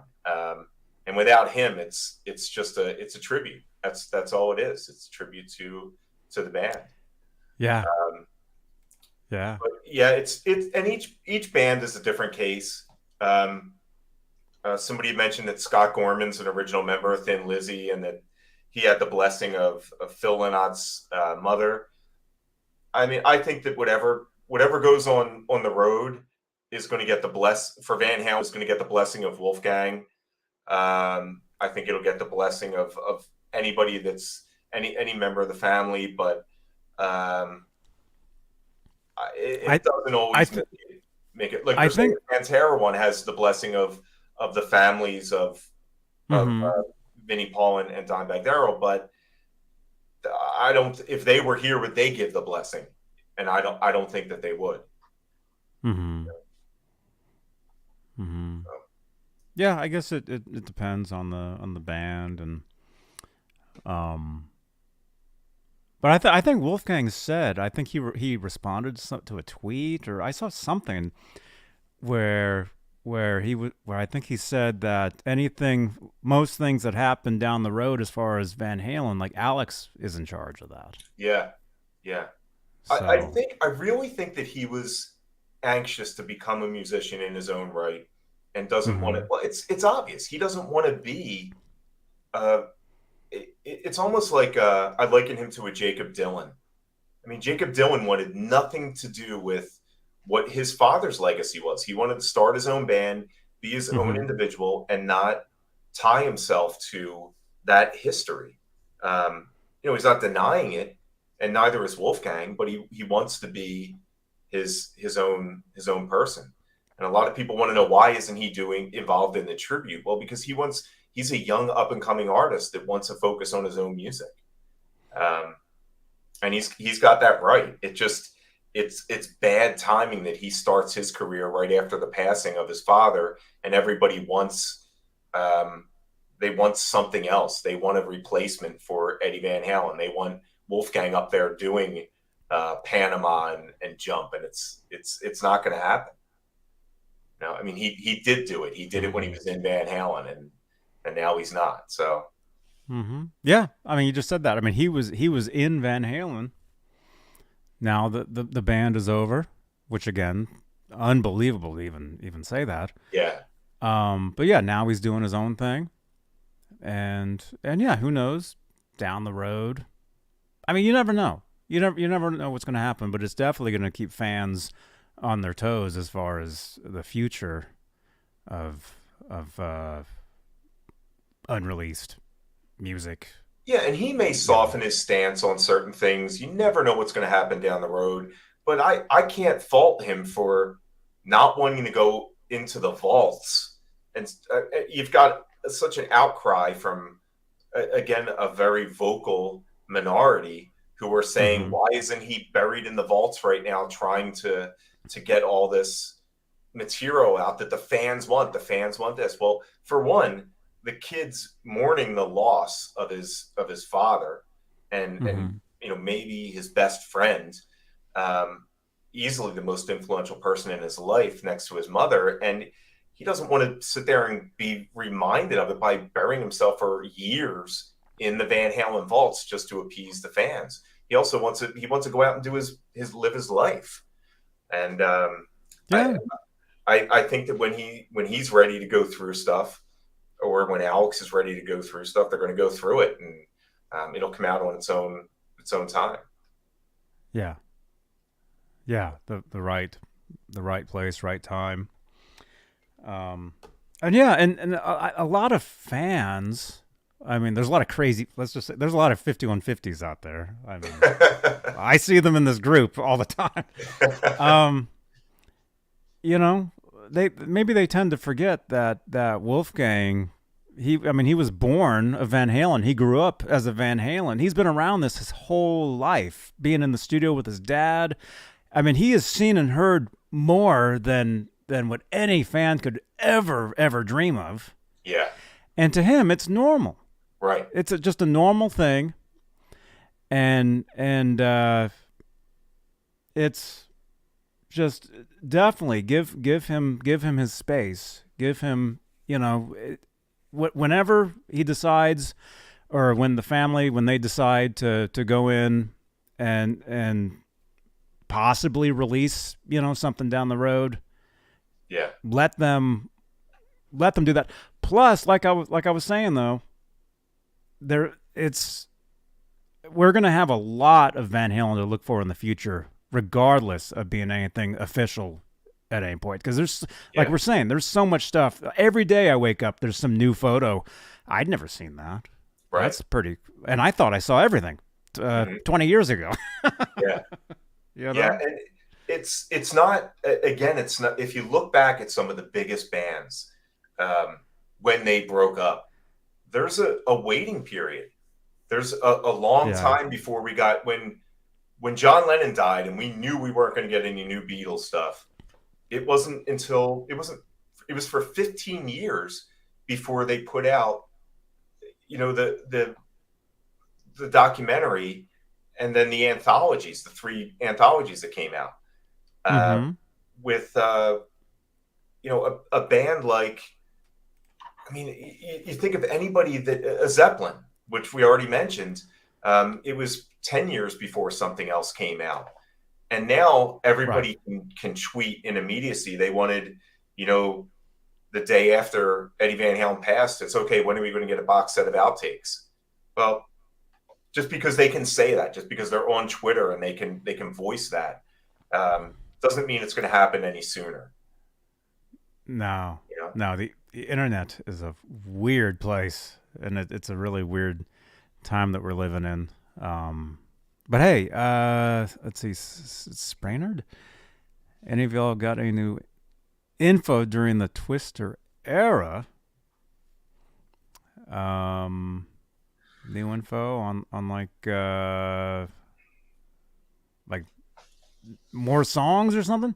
Well, we know that they had to piece together Humans Being, because when Sammy checked out, he was done. That's why you've got so much of Eddie's vocals in Humans Being. Yeah. And they couldn't get the second song together, which is why they did Respect the Wind as an instrumental. Mm-hmm. And then, of course, after that, you've got the Dave in, Dave out, Gary in, Gary out, and everybody else in between, from Mitch Malloy to Sass Jordan to who knows who else. Yeah. I do think it's funny that after Eddie died and you had all these people coming out of the woodwork, that Steve Perry was talking about being the singer. Ozzy Osbourne was talking about being the singer. It's like, what? Daryl Hall, I think. Yeah, Daryl Hall said Daryl something. Hall is another one.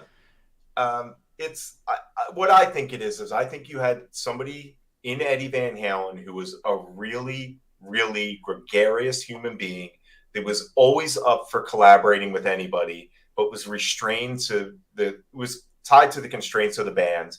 But when he would talk to somebody or meet somebody, have a few drinks, have a few whatever, it's like, we should get together and jam. We should get together and do something.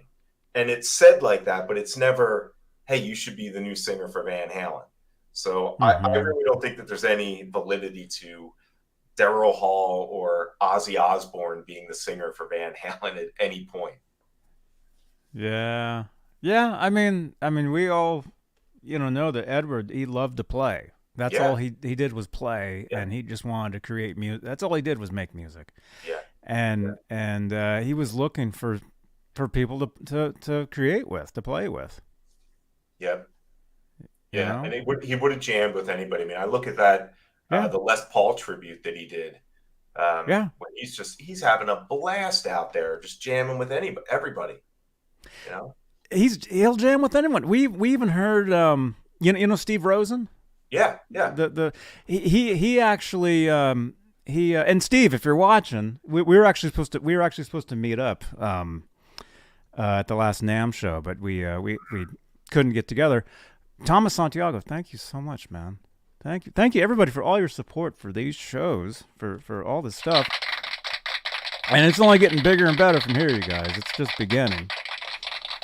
But Eddie and Steve actually jammed, and Steve actually has one of his songs that Eddie played guitar on. Wow. Did you know about that? No, I didn't know about that. And that's coming out as well. I mean, but it's just a jam. It's just like them jamming together. It's not like a real produced thing, but still, it just shows you how Edward loved to play, and he would play with he just wanted to create music. Yeah, I mean, as tired of a story as it is, how he came to do Beat It was just, hey, yeah, I'll come down to the studio and play. I mean, it wasn't some long thought out thing. There were no negotiations where we got to sign this contract and get that done.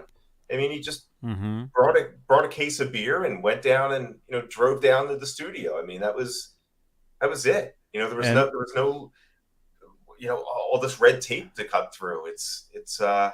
He just loved to jam with anybody at any time. Yeah.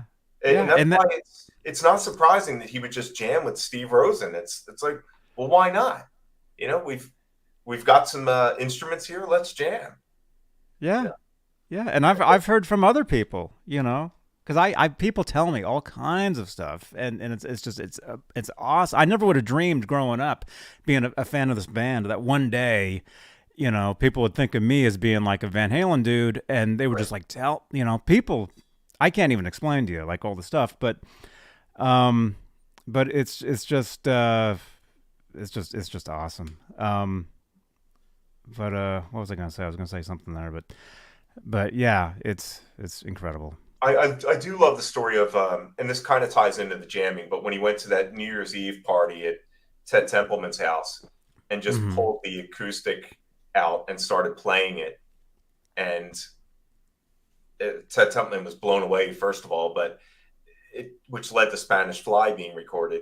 But it just that Eddie would just pick up any instrument that was laying there and start playing it. I mean, it's the guy just loved to. That's how he spoke. That's why he was so awkward in a lot of his interviews, or he always had his guitar with him in his interviews. Because that's how he was most comfortable. Even if he was doing an interview, he'd be noodling away on the guitar.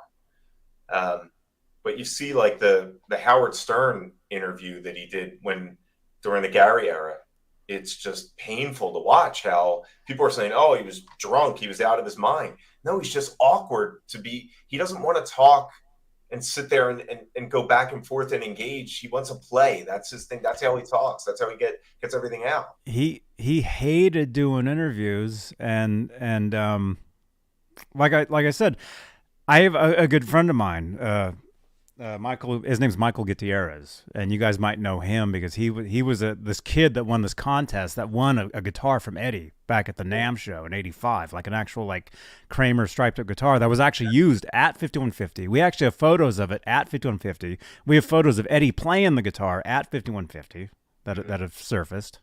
Thank you, Glenn LaFerman. Nice. Anyway, like Michael's told me, he Gutierrez, he's spent a lot of time with Edward just alone at the NAMM shows in between signing sessions and stuff at the Kramer booth. And him and Edward would just talk, and Edward would tell him, "Hey, you want to trade places? You know, do you want to be, you can be me." He's like, he didn't want to be there. He didn't want to do that type of stuff. Right. Yeah. And I see people saying that the Rolling Stone article that recently came out, and for the people that don't know, you've got to read it. I mean, it's a guy who just emailed him, a former journalist who found Eddie's email address and started corresponding with him. And there's people saying, no way can that be true. No way is it true. First of all, I know that he found, it's logical that he found the email the way that he did. The other thing is, well, why would Eddie engage with this person? Why would he talk to this person? He's got better things to do. I think that when he wasn't playing, when he wasn't toying around in the studio, he just would love to be a normal person. And talking to this guy through email, a faceless person, and then they would finally talk through text and then eventually in person, it's just he gets to be normal. One of the things that Sash Jordan told me was that when she was hanging out with Eddie and Alex, they would send her out to buy beer and cigarettes just at the store down the street from 5150 because Eddie couldn't go out. He would go to a beer store, and once somebody sees him, it wasn't, "Hey, Eddie, how's it going?" It would be, "The world stopped." the person would literally drop whatever they were holding in their hands and just point and be like, "Oh my God, you're like, here, say hi to my mom," you know? Yeah. Yeah. And to just get a chance to be a normal person. I think that's what that whole conversation with the guy who wrote the Rolling Stone article, Blair is his name. That's how they came about. Eddie saw an opportunity to just, shoot the shit with somebody who was a normal person, and he didn't have to say, oh well, he didn't have to watch his P's and Q's with some interviewer. He just had a guy who he could call, not a friend, but an acquaintance that he could just randomly talk to. Yeah. And I know another guy that contacted me maybe like a year ago that was telling me similar type of stuff. Like he connected with Edward and they would just talk. Yeah. And just talk about normal things. Right. He just loved talking, not so much the interviewing thing, but just talking on the phone about what's going on, whatever stuff where he didn't have to watch what he said. Yeah. And for people that don't believe something like that, it's look at, your friend's story for one. Look at the guys from that random radio station who just called him up at the studio and he would pick up and talk with them. Yeah, I mean, he was an affable guy. He didn't, somebody mentioned in the comments, he didn't have that rock star pretense about him. People treated him like the whole the Wayne's World trope of we're not worthy, but he wanted to be just a normal person above anything else. He could do his rock god stuff on stage and run around and get all the accolades from 30,000 people at a pop, but when he was off stage, he just wanted to be treated like a normal guy. Yeah, when I met him, he was just a normal dude, and that changed everything for me. It was like, oh, he's just a normal dude. Yeah. And it was cool. It was special. Right. It was like, man, this is it really, it's just really, really, really cool. Yeah. But let's see what else. Besides, there's an audiobook. Yes. what we're here to talk about, but the audiobook, Van Halen, the Eruption, and the Aftershock. If you haven't picked up the hard copy of that, I highly recommend it. I've heard it's a very, very good book. I'm excited to hear it read. I'm excited to hear the theater version. Yeah, and I did mention this earlier that it was a trip going back and reading it front to back, and I mean, now that there's so much. I mean, it was tough before. There was no Van Halen out there in terms of books. You had Sammy's book that came out, and then you had Greg Renoff's book, Van Halen Rising, which is amazing. And now we've got a ton of books out there. But there's a lot of stuff that I think that you're going to find in the audiobook and the book, the hard copy of the book. Whether you're just getting into Van Halen or a hardcore fan like all of us are, I can guarantee that there's something in the book that you're going to find that you didn't know. I mean, of course, you're going to find out that Eddie played drums and Alex played guitar, and then they switched, because as played out as that did. It's a part of the Van Halen story. I mean, everybody knows it, but you have to talk about that. But there's so much more that when I was writing it, the layers I peeled back and trying to get a full picture of the band, there's a lot of nuggets in there.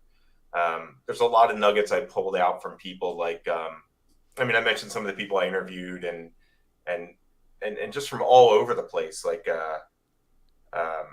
I talked to Nina Blackwood, one of the original MTV VJs. Did you do her voice? I did do. She has a pretty cool voice, man. She's got a great voice. she's got a great, and I'll tell you what, I know Nina, and she's awesome, and she was such a champion for when I was writing that book. Oh wow! And she's got that distinctive voice that, like, I love Nina. I could go on for days about her. But yeah, I did do Nina's voice, but not as good as Nina does her own voice. And I also, well, these weren't really voices. Again, it was more changing the tone. But I got the fans involved in this book because there's a big split between a lot of people with Dave and Sammy. And oh yeah, at the end of the day, the fans are what makes the band go round. I mean, it's our devotion. You know, we buy the albums, we buy the tickets, we hung the posters on our wall as kids, and we buy these books.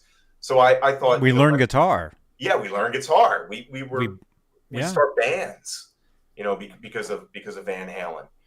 And I thought that in the middle of the book, there's a part where I said, let's take a topic where everyone has an opinion on, of course, which frontman do they like better, and people are super passionate about it, and I just let them cut loose. I mean, there's already the daily battles on the exclusively Van Halen Facebook group. There's message boards and whatnot, but rather than saying, you know, Sammy's fat and Dave is bald, or Sammy can't write lyrics and Dave can't sing, I wanted to know why, other than just a person sucks, why do they like their guy and why don't they like the other guy? And what some of these fans gave were really deep insight to some things that were really personal to them. I mean, there was one guy said he had a debilitating stutter that, I mean, he couldn't communicate with anybody in school because he was such an outcast.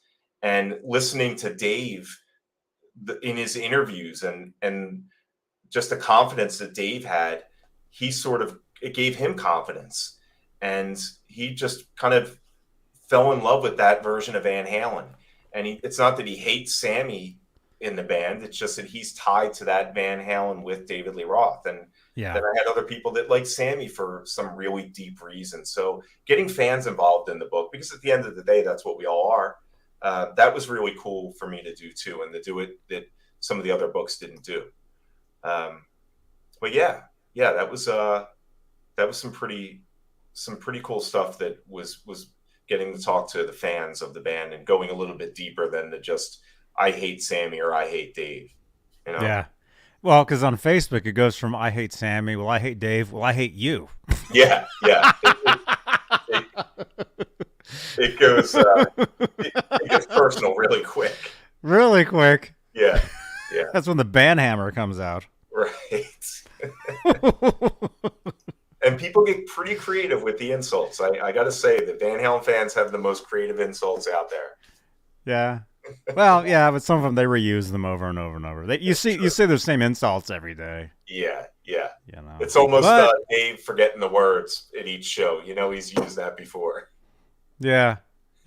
But like I said, though, at least it keeps the band going. It keeps the band out there. It keeps them alive. Good or bad, it's still there. It's something people wake up every day talking about that. They talk about the same things every day. Yeah. I mean, we're able to entertain ourselves with the Van Halen story. And I've had people say to me, how can you have the same conversation with your friend that you've talked about over and over again about Van Halen? I'm like, well, it's not the exact same conversation. I mean, we have a little bit new insight. And they'll say, no, it's the same conversation. We're talking about the same thing. I've heard that for 7 years around here. But there's new pictures today. Right. There's a new picture. Look at this. Look at that. The angle of that guitar is different. That stripe was off. We got to redo that guitar now, you know? Right. Yeah.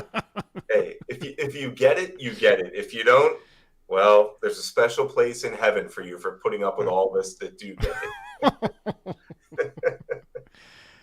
Man. And yeah, and you can't, although I'm sure there are, you know, maybe there's an AC/DC group out there where they're like, Bond was better. No, the other guy was better, you know. Or Journey, you know, bagging on, you know, what's his name today. But I don't think there's nothing like Van Halen. Yeah. There's nothing like those conversations that just happen again and again and again, all day, every day. And people love it. even if they know they're going to get into a fight with somebody, maybe they're going to become best friends fighting about this stuff. Right. Who knows? Because they found somebody else to talk to about this that their wife is sick of, at home. Like, shut up. Right. Yeah, if you find somebody that's equally passionate about something, even if they're on the opposite end of the spectrum, you still have a commonality in the root of that, and you can argue about it, which makes it fun.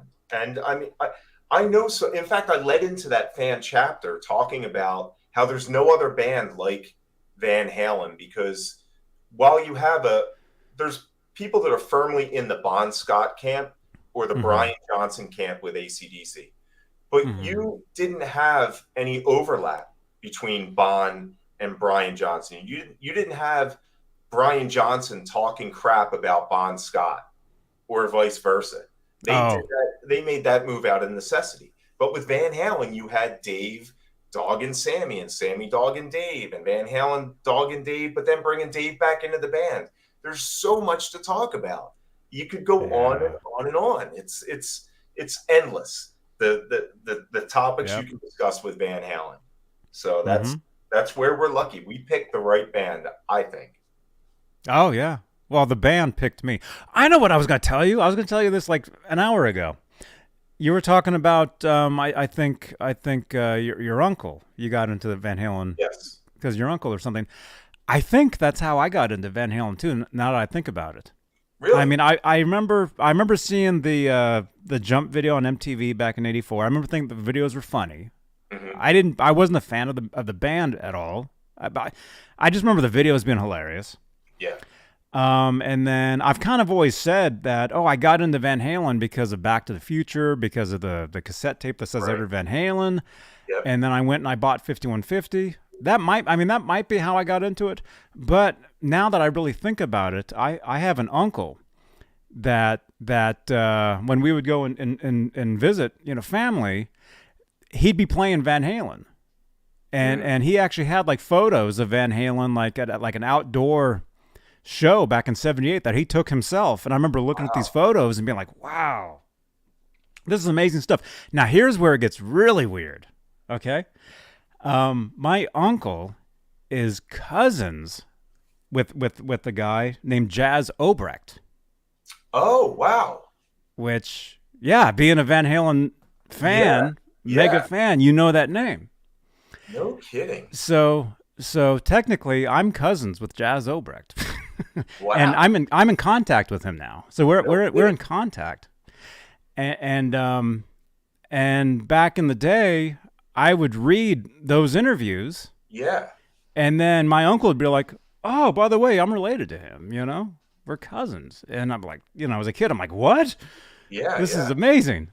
But anyway, so that's kind of a weird little story there, but I mean, I sourced a couple of his interviews in the book because he had some of the best talks, and then of course there were talks that were off the record and that it like came out later, and that's incredible. What a story. It's a small world, man. Yeah. It's very weird. Man. But let's see. Where are we going? We were only going to do about an hour, but we're coming up on. We'll do the 2 hours. Hey, when it's Van Halen, look, it's all bets are off. It's 12-hour marathons. Yeah. We keep going until there's nothing to discuss, which means we'll be going for days. It will never end. It'll never end. I think that it's going to be really interesting though down the line what does come out from Van Halen, whether it is audio, video, or if it's an actual tour that we get, some sort of tribute tour. I'm really excited to see what the future holds, because even if for the people that are saying, well, if they tour with Satriani, I wish they had a different guitarist, at least you're getting Van Halen in the news. It's something to talk about. You can then get in the Facebook group and say, we should have this guitarist be in the band, or that guitarist. you get to voice your opinion, and Yeah. it's something to look forward to. And I think that even though we don't get to look forward to a brand new studio record and seeing them with Eddie, we get the Van Halen story may have ended in one respect, but now we've got that legacy, and it's going to be a continuing legacy as the years go on. Mm-hmm. Oh, I mean, technically it's still continuing because Sammy is still out there. Right. Sammy Hagar is still on tour and he's with Michael most of the time when he's playing. Michael Anthony. I mean, they, even though back in the day, they had a band called The Other Half, and the Van Halen camp, they really weren't happy about that. Oh, yeah. But really, as long as Dave is still out there, Sammy definitely is still out there. Michael Anthony, even Gary Cherone, what he's doing, as long as all these people are still out there making music and still around, it's still continuing. Yeah. The Van Halen, the story, the legacy.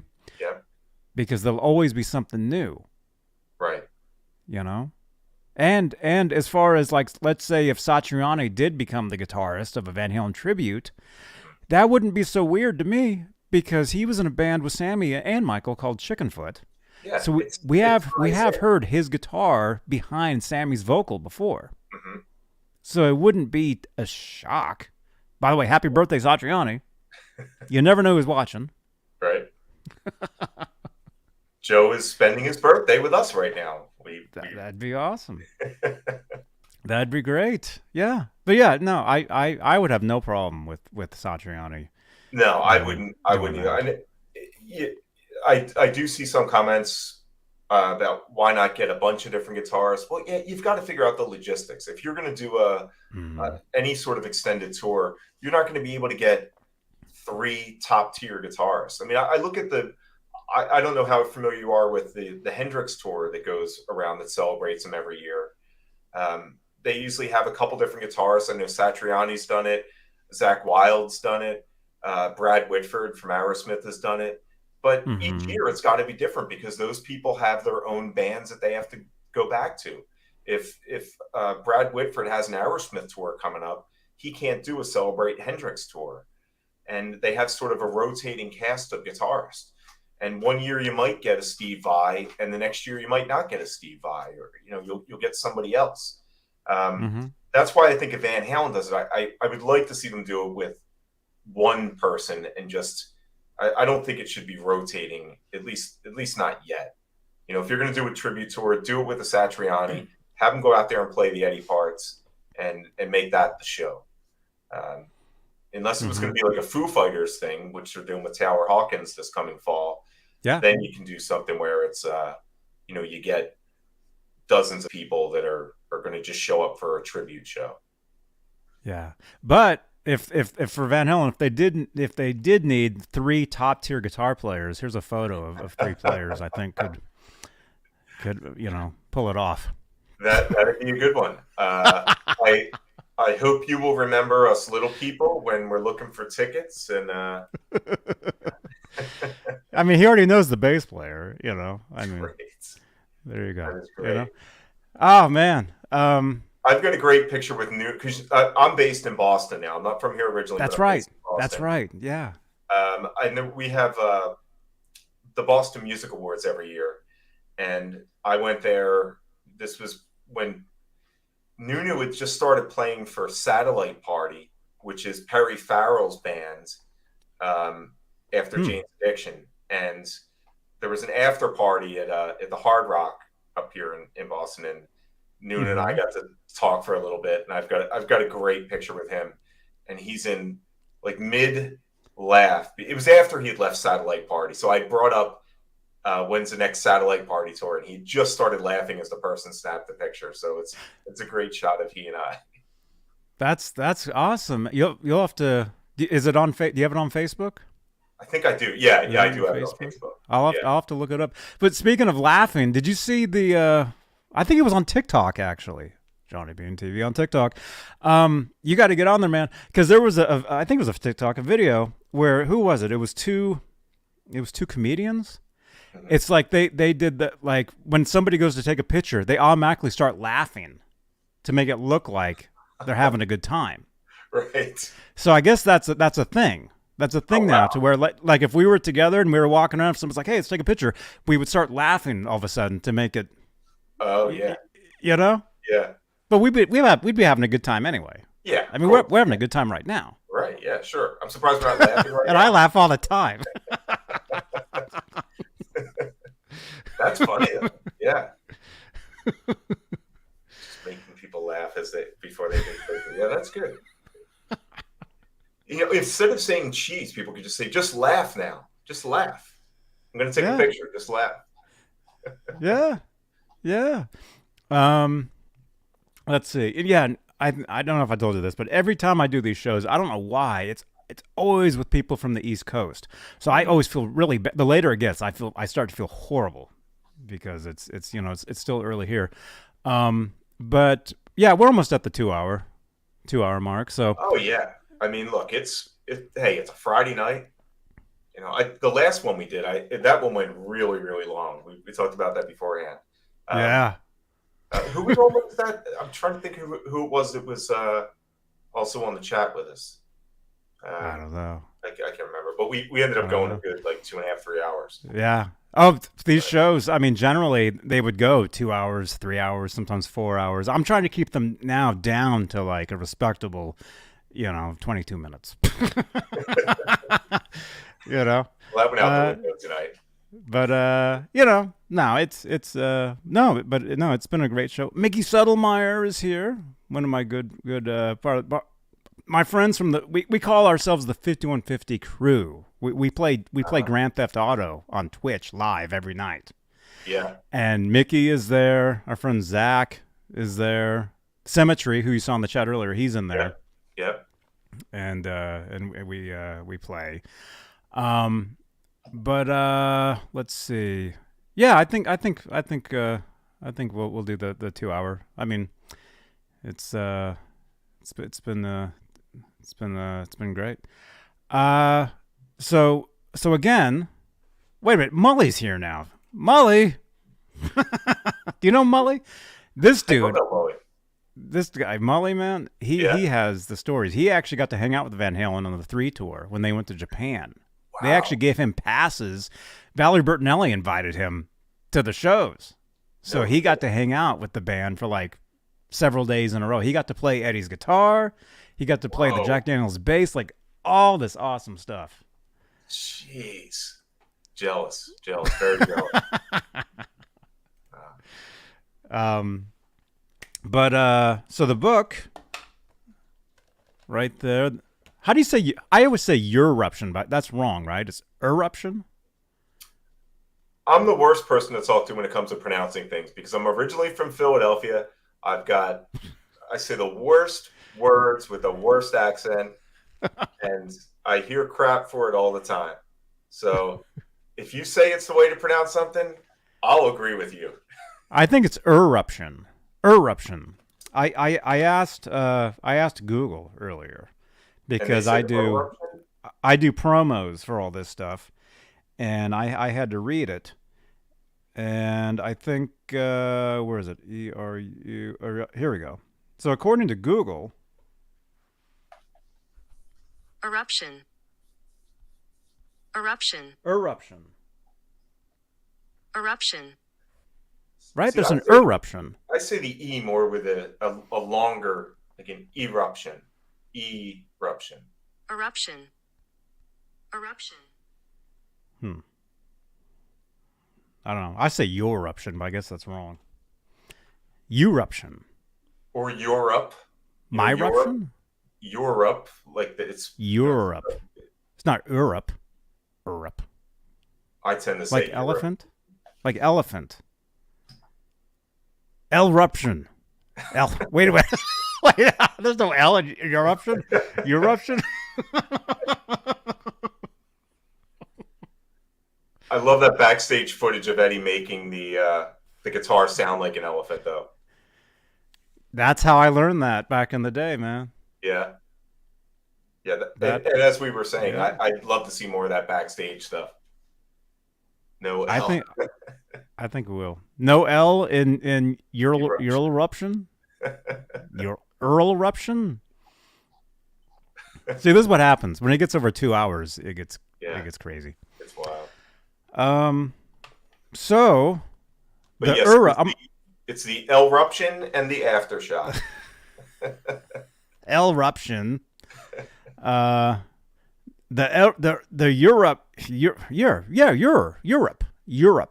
Eruption. That has to be it.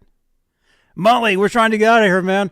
Next time, man. Next time. I got some crap I gotta do.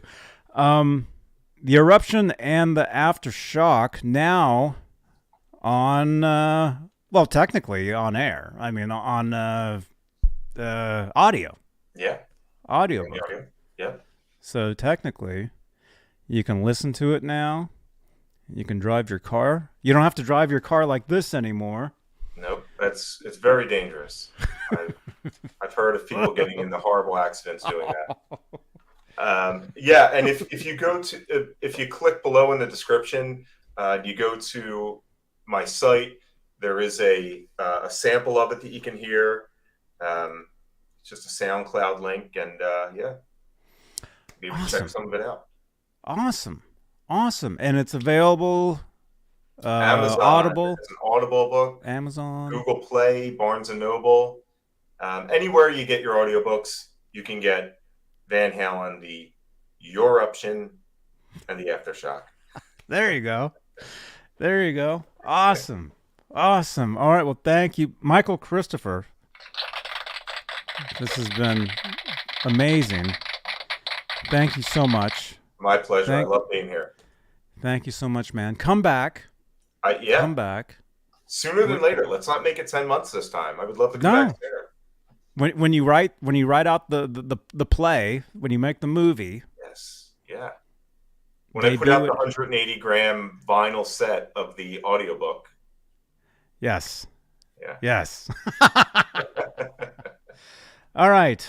Don't hang up. Thank you everybody for your continued support for these shows and this channel. You guys are the best. And let's see, channel members. Thank you so much to all the channel members here on Johnny Beane TV. You guys are just amazing. You deserve some applause. And we'll see you guys. We'll see you guys tomorrow night, Saturday Night Live. I'm not sure who's going to be here or what it's going to be, but it'll be fun. So tune in. And let's see. I got to make sure I do this right, because now I've got this video I play at the end. Okay. There we go. All right. Well, thank you again, Michael. And you guys, get the audiobook. Get the book. Read it, listen to it, memorize it, love it, and we'll see you next time. All right. Thank you, guys. Johnny Beane TV. Bye-bye. Hey, this is Michael Anthony right here, and you are watching exclusively Van Halen on the Johnny Beane TV. Keep it there. Woo!